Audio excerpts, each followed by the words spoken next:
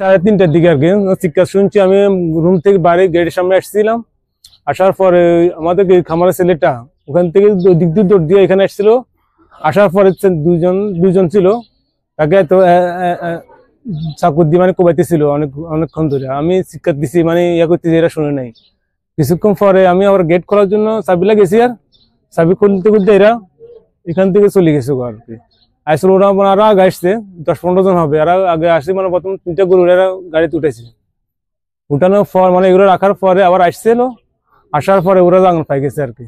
আমরা যখন বাইরের লাইট নিবাইল গরু বাচ্চা যখন ব্যামডি করতেছে, ডাকাডাকি করতেছে বাদে আমরা দরজা খুলছি বাদে এই সুয়াক ভাইয়ের বুকের মাঝে পিস্তল ধরছে বাদে যখন পিস্তল ধরছে বাদে আমরা নেওড়া সরে কইতাছি ভাই আমরা গরিব মানুষ কাম কাজ করে আমরা মারেন না।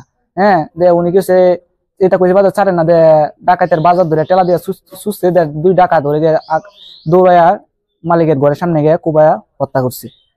আর আমি এদিক দিয়ে আজ গিয়ে জঙ্গলে গিয়ে লুকায় গেছি বাদে আমি এবারে যাইতাম রয়েছে, আমাকে এবারে অ্যাটাক করতেছে। যে কিছু না বুঝার আগে যে ডাকাত দলে আমার যে ফাহারাদার আছে তাদের উপর অতর্কিত হামলা করছে। হামলা করার পরে একটা পর্যায়ে উপর্যুপুরি কোপ দেওয়াতে, মানে ধারালো অস্ত্র দিয়ে কোপ দেওয়াতে মানে আমার ওই যে ভিকটিম, আমার কর্মচারী সোহাগ, সে মাটিতে পড়ে যায়। তার পূর্বে তারা 3টা গাভী ডাকাতি করে নিয়ে গেছে।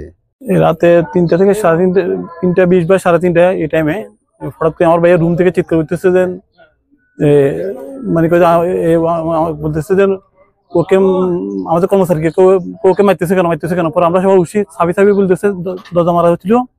পরে আমি চাবি নিয়ে এসেছি।